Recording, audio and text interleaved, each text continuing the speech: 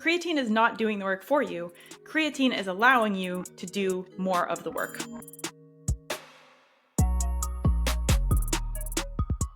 Hello, everybody, and welcome back to another episode of Truth Talks, the podcast that brings you real strategies for sustainable fitness transformation. I'm Courtney, and this is my brother Paris, and today we're talking about one of the most effective and well-researched supplements in the fitness space. The title of this episode has already given away what it is, so we're just going to shout it out. It's creatine. Paris, how do you feel about creatine? Pretty good. Been taking it for, I would say, at least 7 years. That's decent. Pretty much, so at least 363 days of the year, most likely. Right. So yeah, I've been taking it for quite a long time. I actually put mine in my oats every morning. It's just kind of part of my daily oats recipe, so I don't forget to take it. We'll get into that in a minute. But so I've also been taking, I don't know how long it's been, but it's been probably at least 5 years on my side that I've been taking creatine. You got to level up to the dry scoop, Court. That's how you know you're a real gym head. If you, I just take it right, like I'll put a little bit of water, like just kind of hovering in my mouth, and I'll just dry scoop it in the morning. Right? You dry scoop your creatine? Yeah, I'm a savage like that. That's it. I guess that's one way to get it down. Okay, whatever works for you. There's a few different ways we can take creatine, and we're going to cover all of that off today in this episode. We're going to walk you through what creatine is and why it's actually effective for lifters and one of the most effective gym supplements out there. Some of the benefits of taking it, as well as some of the considerations. I'm not going to necessarily call them side effects, but they are kind of like the things to keep in mind when you're taking creatine. And then also we will talk about some of the maybe myths or misconceptions about creatine out there as well, because like any fitness topic, those exist. Yeah, there's a lot. Yeah. Let's dive into what is creatine. I think a lot of people actually take it knowing, okay, that creatine has some sort of benefit for people who go to the gym or have physique goals, but they actually don't know what it does or how it works. So let's start there and help people understand what creatine actually is and how it works in our bodies. Yeah, so I think if we want to describe it in like very simple terms, it's going to provide our body something to use in one of its ways of producing energy. And especially when we're producing energy for kind of quick, explosive bursts of exercise. Mm-hmm. So it's going to give our body for very oversimplification, the compound it needs to be more efficient at producing energy for more explosive bouts of exercise. That's kind of my oversimplified version. Does that make sense? It does make sense. So I'm going to just repeat it back to you. It's essentially a molecule that helps provide the compounds that get used for energy production in the body, specifically when it comes to short, intense bursts of energy. Yeah. Okay, amazing. Yeah. And I think one thing I do want to call out when we're talking about what creatine is, because it is a molecule, it's made of amino acids, and amino acids are also, provided to us by protein. So naturally, we actually find creatine in some common protein sources, but primarily animal-based protein sources. So creatine is actually naturally occurring in meats and fish, and poultry as well, included in meats there.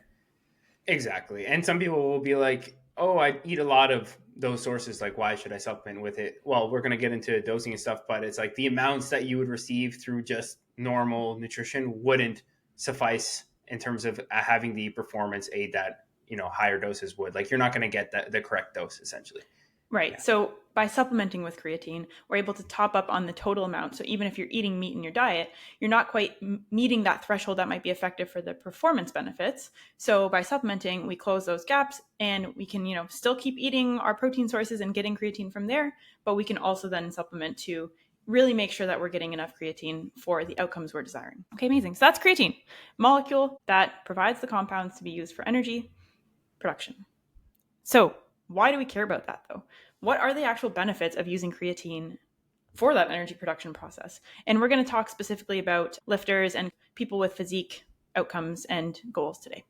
Yeah, so if we look at it, okay, so theoretically, if we can produce more force or more efficient force for short explosive bouts of exercise, like for example, weightlifting, that's essentially the energy system that we use for weightlifting would be enhanced through having more kind of creatine available. Then, in theory, what we can do is maybe get a couple extra reps at the end of a set or something like that. And you might be like, all right, well, that sounds great.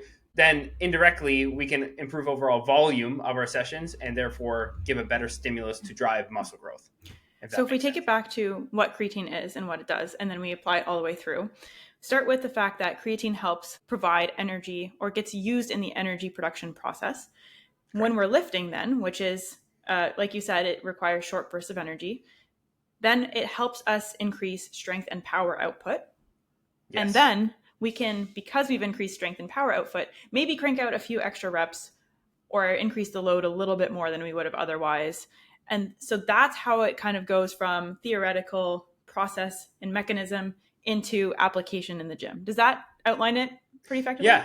Yeah. Yeah, exactly. And again, it's not some like crazy benefit where all of a sudden you're going to Mm-hmm. be like, wow, I added 5 reps onto my squats this week because my creatine. Like, it's not something like that. So you got to take all this with a grain of salt and say, like, yes, out of all the supplements, is one of the most researched this in caffeine, I would say. And yes, there is a significant or a statistically significant benefit to taking Mm-hmm. creatine on average. However, just like anything, there's individual response variations, and also just like anything supplement wise, like we're talking about a small effect size. Like, Right. again, what's going to be more important, still having your nutrition, sleep, Mm-hmm. training variables all dialed in first. Absolutely. And with training in particular, you have to have the training program that's well designed to, grow muscle, maintain muscle, whatever your physique goals are. Mm-hmm. The creatine being able to eventually lead to one or two extra reps, the positive downstream effect of that is, okay, if you can do a little bit more work, maybe then that will actually help you increase lean mass because you've done that work.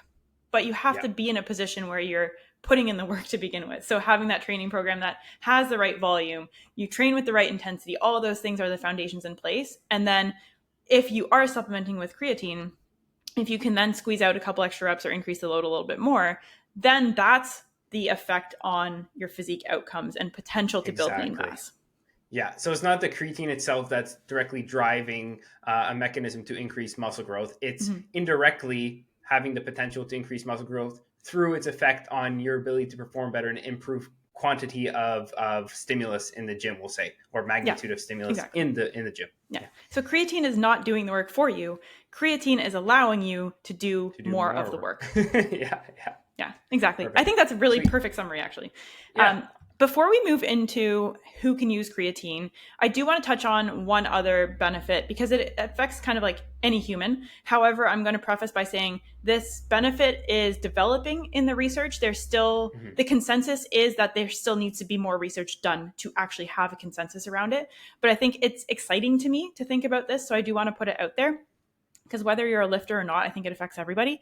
There are emerging benefits on cognition in creatine. Mhm. And the initial research is suggesting that it might be higher doses than required for just, kind of the performance aspect that we're talking about.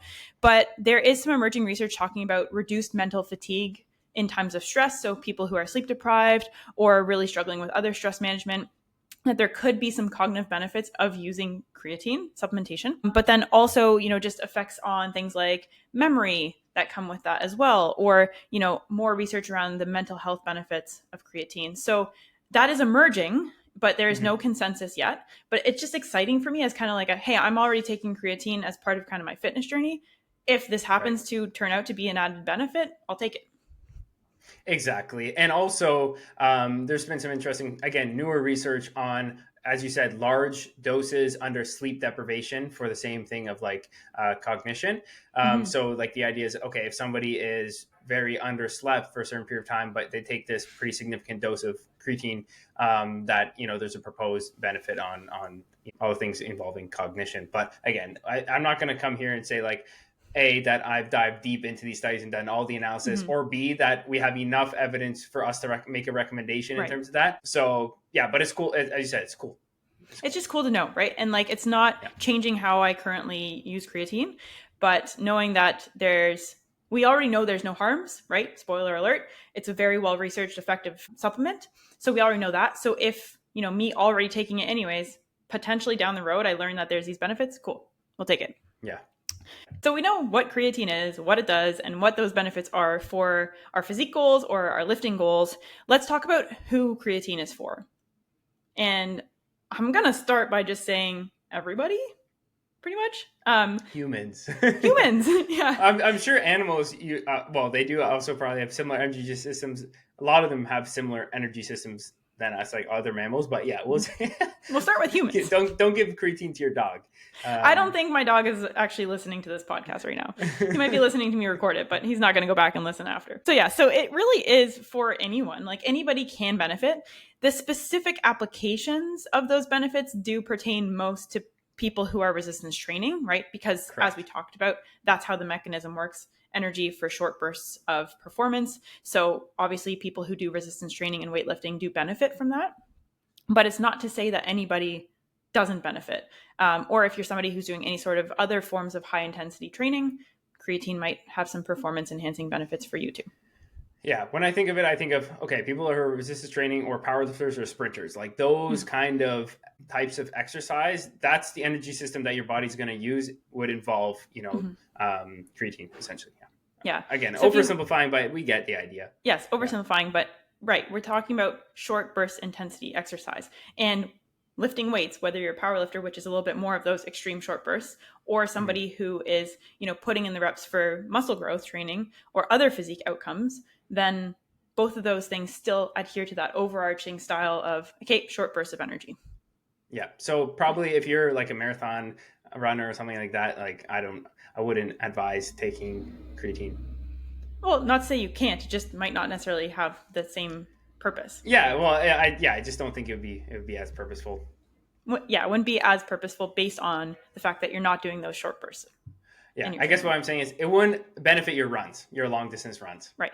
It won't benefit your long distance runs, but I'm going to go there and say, what if this long distance runner is also doing some specific training that is short bursts, like some high intensity interval training or weightlifting that then later on, affects their run somehow. I'm not a running expert, but not to say they can't do it. It's just don't expect that style of training is going to benefit.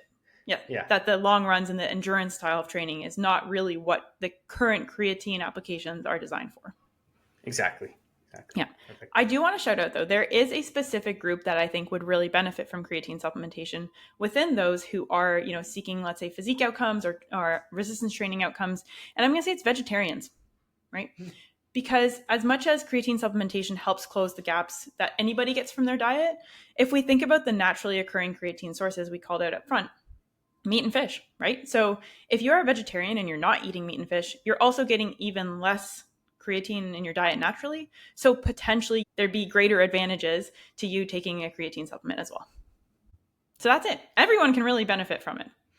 But specifically people who do resistance training and potentially vegetarians and vegetarians who do resistance training. Perfect. We know who it's for. Now let's talk about how to use it. So what are the considerations that we need to think of if I say, okay, I'm going to be using creatine? How do I go about doing that? Where do I start? Yes. So the first thing that we need to think about is creatine doesn't have an acute effect, meaning it's not like I take it before my workout and then I have the effect. It's not like a pre-workout supplement or caffeine. It's not going to have that effect. It needs to be saturated within the muscle cell. So you need to take consistent dosing for a period of time to then have it saturated, and then you need to take dosing to continue having it saturated, and then that will give you the benefit during training. So it doesn't really matter when you take it. What matters is that you get to the point of saturation, and then you just maintain the saturation within your muscle cells. People used to think, okay, you have to have this like loading phase to get it saturated, but what the research has shown is that even if you just take the recommended daily dose, which for most people is somewhere between 3 to 5 grams per day, depending on your body weight, and you just keep taking that consistently, eventually your creatine stores will be saturated, so you're good to go. So the saturation is like just the compounded use, essentially, right? It's, hey, I take it every day, I get to this point, my muscles are saturated with their creatine stores, and then from there you just keep that level of saturation because you keep taking it every single day in a dose of 3 to 5 grams. Yeah. I like that you touched on the fact that the loading phase is something that gets talked about a lot with creatine. And I've been asked even directly, hey, do I need to do a loading phase with creatine? Mm-hmm. So I just want to unpack that so people understand what we mean and how they might have encountered that information themselves. A loading phase is where you take really, really high doses of creatine for a short period of time to get that saturated effect in the muscle. I think my perspective on this from the research I've encountered is that's not necessary. right? And I think you allude to that as well. It Yeah. really isn't necessary to do a loading phase. And we're going to talk a little bit about some quote unquote side effects or considerations, and the loading phase will affect some of that as well. So we'll get there in a second. But I think just knowing that you don't need to do that to reach that point of saturation. If you just start taking it daily, it's also probably going to be easier for you to do, because you're just starting a habit that you're going to continue when you take it daily, rather than trying to chase this idea of like, oh, I got to do this loading phase and then I got to change how I do it later. Just start using it 3 to 5 grams daily. Exactly. Like, keep it very simple, 3 to 5 grams per day, every single day. Doesn't matter when you take it, just take it when you're going to remember to take it. You don't need to cycle it. You don't need to do a loading phase. It's like, it's as simple as that. Perfect. Okay. You can dry scoop it like I do. Yeah, you can dry scoop your oats like Courtney. Right? But for us, that means that we take it daily, right? When you dry scoop it, I don't know, you're dry scooping daily. I don't know how you do that. But me and my oats, daily, easy, right? Boom. It's awesome. And you alluded to this as well. I just want to say it doesn't matter what time of day you take it either, right? So just get it in daily, whatever's going to help you remember to do it daily. Exactly. The best time is to take it when you remember to take it. Take it when you remember to take it. Yep, absolutely. Yeah. Let's talk about the considerations, though, when you start taking creatine, what you can expect to happen, what people might experience. Some of these might be quote unquote side effects, and some of them are just things that you should expect to see, right? So the first thing I do want to say, because we were just talking about the loading phase, is some people have claimed and experienced GI stress, so, digestive issues, let's say, when they start taking creatine. However, this is more common with people who do the loading phase and they're taking it in high doses. So if you are somebody who opts to take it just daily and get started with that habit, it's probably less likely, but it is something to be aware of. Of course, everybody's digestive systems are also so different from one person to the next, but that is one of the common things that does happen when people start taking creatine. Yeah, very rare. Like, we have a ton of clients, and over the years we've had tons and tons and tons of clients that take creatine, and maybe like 1 or 2 of them had some effect at some point, but it's like very rare, especially again if you're not doing the loading phase, and if you take it with food or with something else, then right, yes, probably not going to have an issue with it. It's very, very rare. Yeah. Good point. I just wanted to call it out because I think if you're out there Googling side effects of creatine, that one will come up. So, be mindful of the fact that it isn't that common. Be mindful of the fact that if you're not doing the loading phase, it's even less likely, and that you can mitigate that effect. I like that you said this, Paris, right? Like, you can mitigate that by having it with food. So maybe don't dry scoop it like you do. Or if you're dry scooping it, have your breakfast, lunch, or dinner alongside it. Yeah, if that's a problem for you. Yeah. If that's a problem. I'm not saying anything's wrong with dry scooping it. I'm just saying if you're that person. Anything else you want to talk about? I think we've got some more notes here on something else you can expect to happen when you start taking creatine, an effect of that. Yeah, for sure. So it's very common for people to see a slight jump in scale weight when they start taking creatine, and they'll be scared, oh my gosh, like this and that. But it's just because water will be pulled into your muscle. Okay, like water falls down its concentration gradient, so it goes from a place of where there's more water to places of where there's less water, essentially.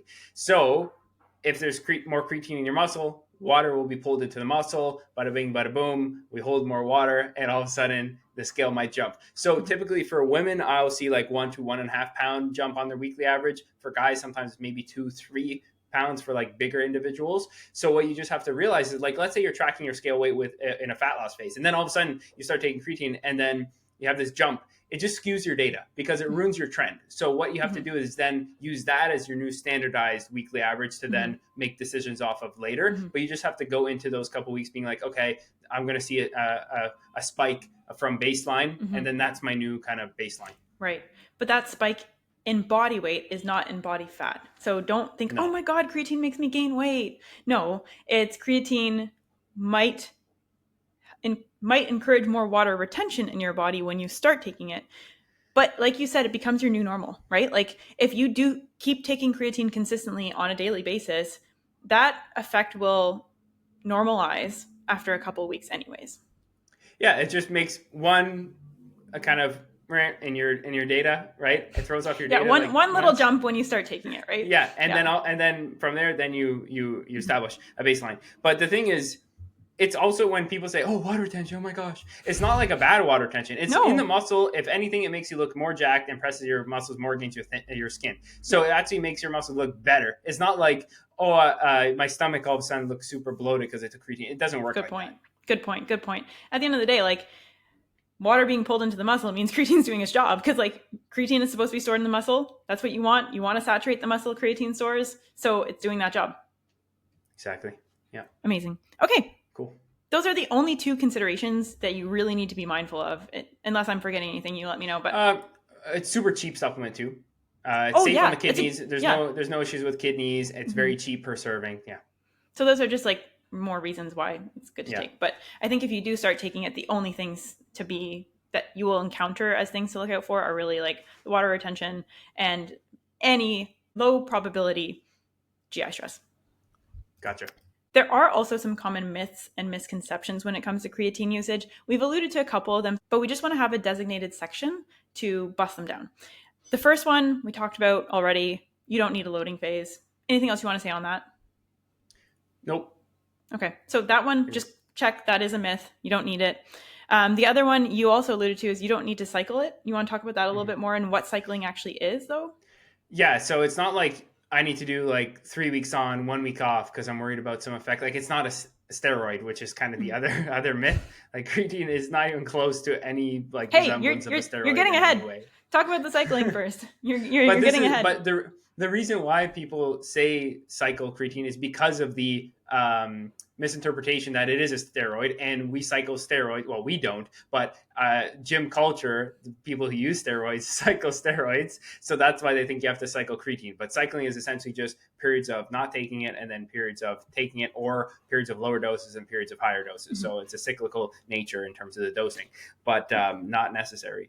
But I think even for people who don't equate creatine to steroids, you know, people talk about this even with things like caffeine. Oh, does my tolerance get built up and then do I need to go off it to reestablish my baseline tolerance? Like, no, that's not a thing with creatine either, right? The goal is to actually maintain that saturated effect in the muscle. So continuing to use it is actually continuing to allow it to do the job you set out for it to do, right? Yeah, because you cycle off it, then you just need to have some time to then build back at the saturation level again. So it's like pointless. Exactly. So no, you do not need to cycle creatine. It might actually then do the opposite of what it needs to do. Okay, well, you spoiled the next myth here, but we're going to go back to it. It is not a steroid. Creatine is not a steroid. Yeah, it has no resemblance to exogenous hormones being put into your body. Zero. Not even close. Yeah, steroids, exactly. Let's actually contrast that, right? Steroids are usually exogenous hormones, meaning they're hormones that you're injecting or consuming or putting into your body that aren't otherwise there, right? Creatine is a molecule that is made up of amino acids, which are essentially found in protein sources. And that's a very different thing altogether. Very different thing altogether. So it starts with even just when we understand what it is, we can automatically say, okay, no, that's not a steroid. And it is safely allowed by the World Anti-Doping Agency. Like it is on their approved list of supplements. So if that says anything to you, take that.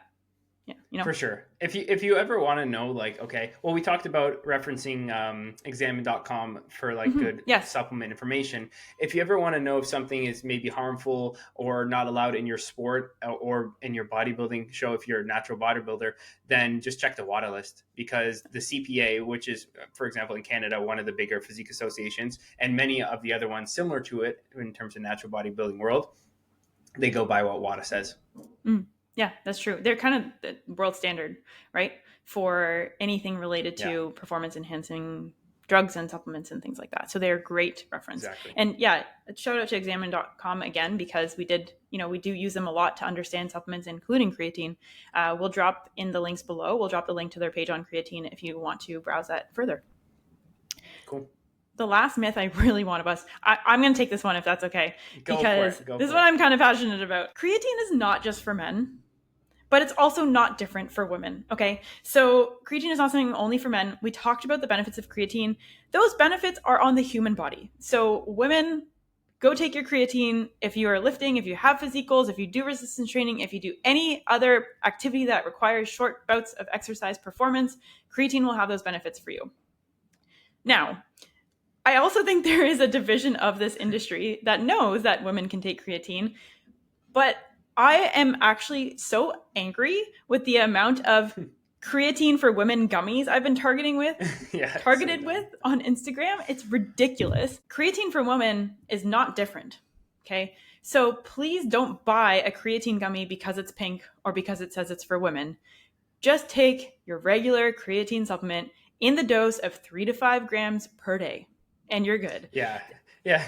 It's funny. It's always like that for women marketing, even like protein powder. It's like protein for women. It's like it's the same thing. It's just more money. They usually charge more because it's Could a you big imagine? package. It's like Could you imagine if I went to the grocery store and it's like chicken for women or for yeah, men? yeah, Pick which chicken yeah, breast you want. It's this like boggles my yeah. mind that we still have to deal with this. But I think because creatine has actually earned so much well-deserved attention, now all of a sudden it's like, oh well, how do we make sure that like women have creatine accessible to them too? It's like, ladies, please just go take your regular creatine powder. Don't Yeah. waste your money on a supplement that says it's for women or that's pink. And honestly, chances are it might even be underdosed. So if you are using those supplements, okay, cool. Just make sure that the dosing is actually there, 3 to 5 grams of creatine. Yes, because that's the thing for the gummies. Like, if you read some of the packages, first there was a big scandal on a lot of the gummies companies not actually having the amount of creatine that they supposedly had. Okay, like a big scandal. The second one is, if you look at to get the correct dosing that we're talking about, the 3 to 5 grams, how many gummies you need to eat? I mean, I'm sure there's a lot of people out there that would be like, give me all the gummies, but like, come on, people. Yeah, but like, just get the powder, scoop it into whatever you smoothie or oatmeal or dry scoop it like I do, or mix it with whatever, right? Like, it's just funny that people, like the marketing on these things is just hilarious. But again, it's like, I don't trust the gummies personally. I don't either. I much prefer to just take the powder. It's easy. Like I said, I throw it in my oats. I don't forget about it, etc. On that note, though, I realized we forgot something really important when we talked about how to take it.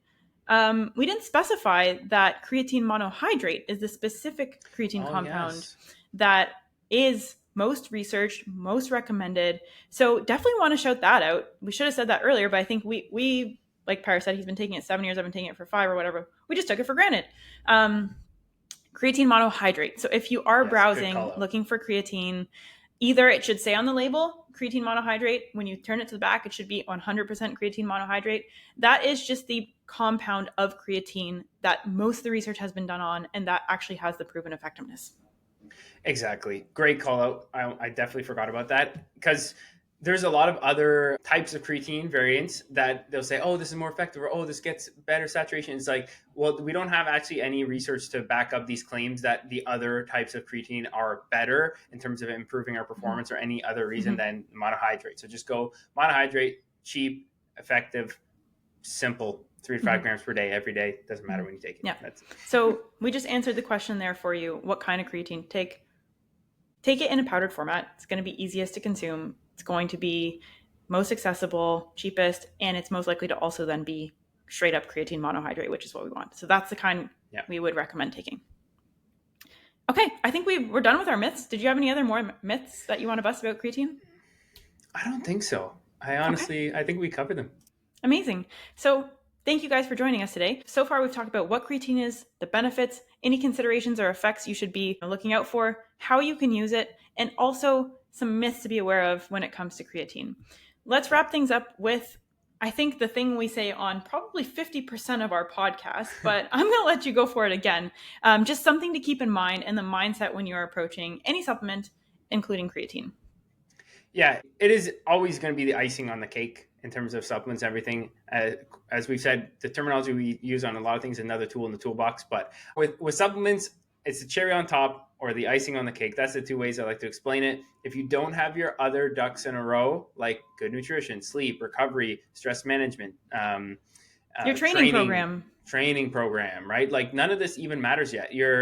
I made a reel on this the other day. It's like you're putting the cart before the horse. It's like we're in the wrong order of things. We're focusing on the wrong order with things we do. And this is something I think a lot of people do in their fitness journeys. So we just need to remind ourselves that it's like, okay, let's check all our other boxes first. And then if we're looking for the extra percentage point here and there, then we can start looking into things like creatine. Absolutely. Well said, Paris. Well said. Great summary. That's it for this week. Awesome. Thank you for joining us on this episode of Truth Talks, where we talked all things creatine. If you are looking for more answers around supplements, please drop the ones below that you want us to cover next. If there's any that are of interest to you, we'll also include the link to our pre-workout supplement podcast episode, so you can browse that one as well. We talk about a few different compounds that are commonly found in pre-workouts. And without further ado, we will leave you for this week, and we will be back in your feeds with another episode of Truth Talks next Monday. Yep. And don't forget to subscribe, because some of you listen and you know you're going to get more value. So make sure you click that subscription button. Yeah, Or the subscribe button. The subscribe button. Who knows what's coming next on Truth Talks? If you don't want to let the mystery linger out there and you want to know for sure what's coming next, subscribe and it'll be in your feed. Perfect. All right. Have a great week, everybody. Bye for now. Take care.